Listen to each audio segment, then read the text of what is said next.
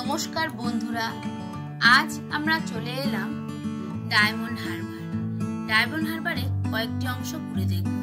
যাব নদীর পার, দেখব ভারত সেবাশ্রম সংঘের আরতি, যাব নদকেন্দ্র বাজার মাছের বাজার, যাব মুক্তাঙ্গন দেখতে, এরপর যাব সাগরিকা হোটেল দেখতে। দুপুরবেলায় ডায়মন্ড হারবার লোকালে করে আমরা চলে এলাম ডায়মন্ড হারবার। এই হলো diamond Harbour station. Diamond Harbour স্টেশনটি একটি জংশন স্টেশন। এই ট্রেনে করেই আমরা এসেছিলাম ডায়মন্ড হারবার স্টেশন। এবার এখান থেকে বেরিয়ে গেলাম। বেরিয়ে পাবেন একটি 4 মাথার মোড়। সেখান থেকে অটো বা টোটো চলে যাচ্ছে নানা দিকে। আমরাও একটি টোটো ধরে নিলাম। সেখান থেকে 10 টাকা দিয়ে আমরা চলে এলাম কেল্লার মাঠ। কেল্লার মাঠে এই টিকিট কাউন্টার থেকে 10 টাকা জনপ্রতি দিয়ে কেল্লার মাঠে প্রবেশ করতে হয়। এই হলো কেল্লার মাঠ। কেল্লার মাঠটি সুবিশাল মাঠ। এখানে বাচ্চাদের মনোরঞ্জনের জন্য যথেষ্ট ব্যবস্থা রয়েছে। আপনারা পরন্ত বিকেলে অনেকক্ষণ সময় এখানে কাটাতেই পারেন। নদীর ভিউটি দেখতে দেখতে অনেক সময় কেটে যাবে। এটি পিকনিক করার একটি আদর্শ স্থান। এখানে পিকনিক করার জন্য টেন্ট ভাড়া পাওয়া যায়, তা 250 টাকা থেকে শুরু হয়। নদীর ধারে বসে পিকনিক করতে খুবই সুন্দর লাগে।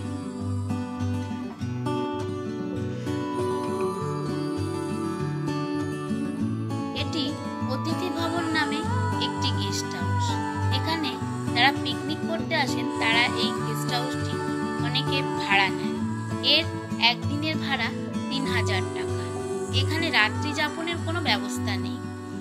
আপনারা রাত্রি যাপনের জন্য পাশের যে হোটেলগুলো আছে সেখানে ব্যবস্থা করতে পারেন। তবে এই গেস্ট হাউসটি সারাদিনের জন্য ভাড়া নিতে হলে আগে থেকে কর্তৃপক্ষদের সঙ্গে যোগাযোগ করতে হবে। এই মাঠে খাবারেরও ছোট ছোট স্টল থাকে। এখান থেকে আপনারা খাবার দাবার কিনে নদীর পাশে ভিউটি দেখতে পারেন এবং অনেক সময় কাটাতে পারেন।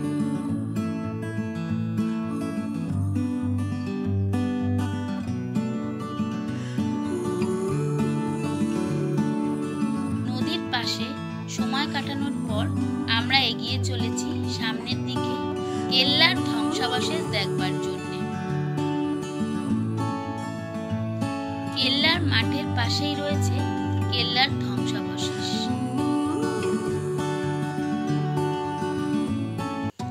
কেল্লার ধ্বংসাবশেষের দিকে যেতে যেতে আমরা বিশেষ পদ্ধতিতে তৈরি একটি উনুন দেখতে পেলাম।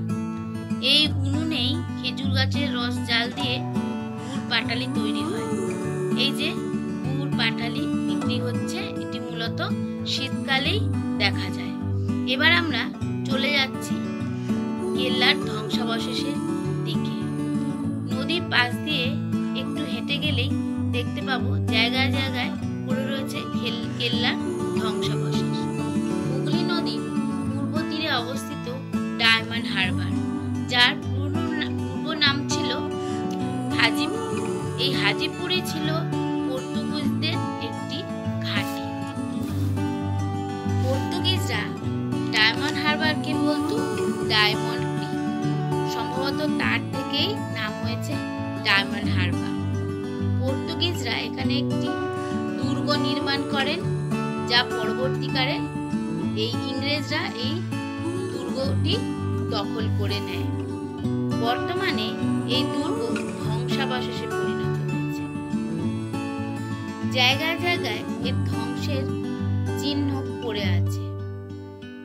দুর্গটি না থাকলেও মানুষ এই ধ্বংসাবশেষ দেখতেও বারে বারে ছুটে আসে।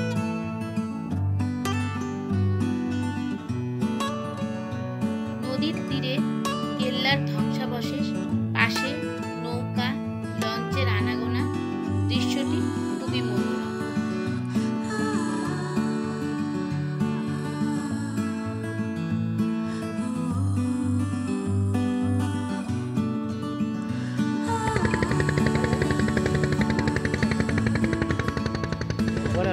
পরন্ত বিকেলের সূর্যের আলোয় নদীকে আরো সুন্দর দেখাচ্ছে। আমরা অনেকক্ষণ সময় এখানে কাটিয়ে নিলাম। দেখতে পাচ্ছেন নদীর ওপর ট্রলার ঘুরছে। এই ট্রলারগুলি দুপুরবেলা বের হয় মাছ ধরার জন্য। মাছ ধরা হয়ে গেলে এরা সন্ধ্যের আগে নগেন্দ্র বাজারে গিয়ে সেই মাছ বিক্রি করে। তারা কিন্তু পাইকারি রেটে এই মাছ বিক্রি করে এবং সেই বাজার থেকে মাছগুলি বিভিন্ন বাজারে চলে যায়। এই যে মাছ তোলা হয়েছে এবং সেই মাছকে বরফের আস্তরণ দেওয়া হয়েছে। এরপর এই মাছ চলে যাবে নগেন্দ্র বাজারে। এর মধ্যে রয়েছে বিভিন্ন সামুদ্রিক মাছ।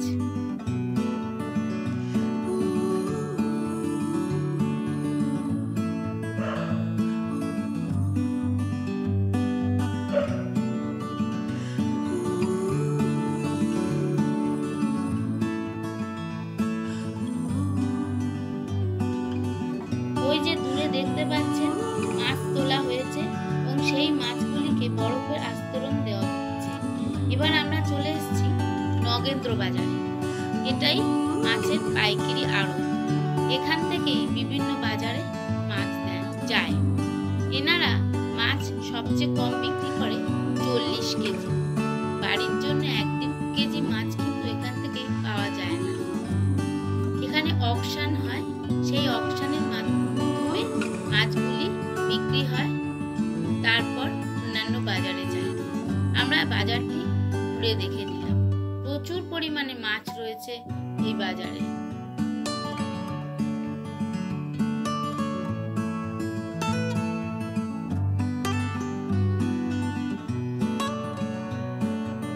এবার আমরা চলে এলাম মুক্তাঙ্গন দেখতে।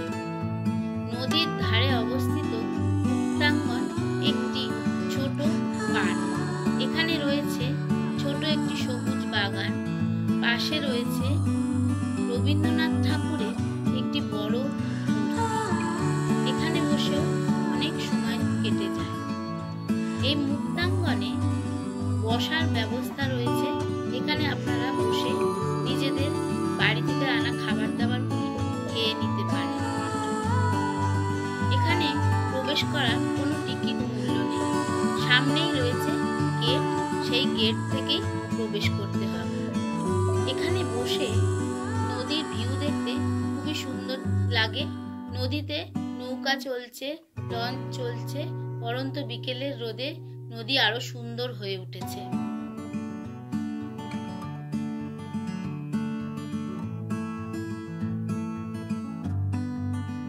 মুক্তাঙ্গন দেখার পর আমরা চলে এলাম সাগরিকার সামনে, সাগরিকা হোটেল দেখতে। সাগরিকা একটি বড় হোটেল এবং অন্যতম হোটেল। এটি অনেক পুরনো হোটেল। এটি আয়তনে অনেক বড়। এই সাগরিকা হোটেলে সামনের দিকে যে রুমগুলি রয়েছে, পেছনের দিকের রুমগুলির তুলনায় ভাড়া একটু বেশি। এখানে থাকার পাশাপাশি রেস্টুরেন্টের ব্যবস্থাও রয়েছে। এই হোটেলের ঘরের থেকে বা সামনে থেকে সমুদ্রের নদীর ভিউটি খুবই সুন্দর।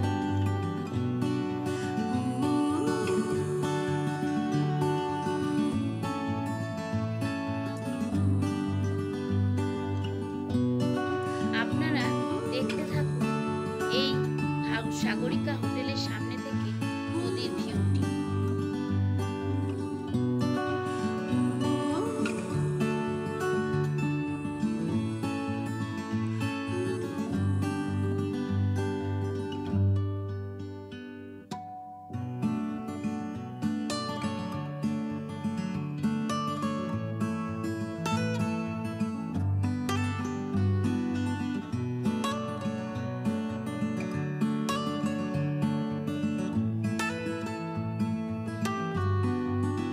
এরপর আমরা চলে এলাম ফেরিঘাট। এটি কুকড়াহাটি ফেরিঘাট। এখান থেকে লঞ্চ চলে কুকড়াহাটি পর্যন্ত। ভাড়া লাগে 20 টাকা। পাশেই টিকিট পরীক্ষক রয়েছে। টিকিট পরীক্ষা করে এগোতে দিচ্ছে। দাঁড়িয়ে আছে লঞ্চ, সেই লঞ্চ যে মানুষ উঠছে এবং যথা সময়ে লঞ্চটি ছেড়ে যাবে।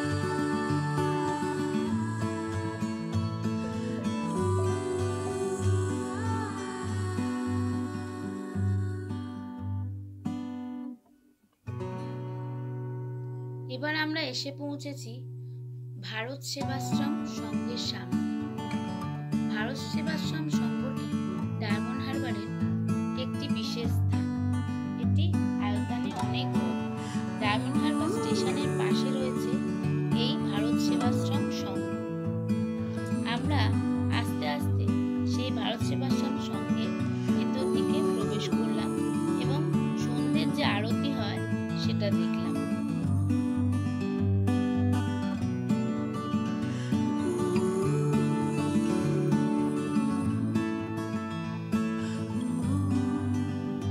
এই হলো ভারত সেবাশ্রম সংঘের ভেতরে।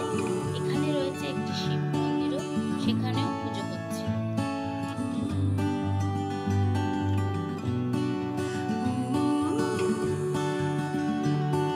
এবার দেখাবো এখানকার আরতি।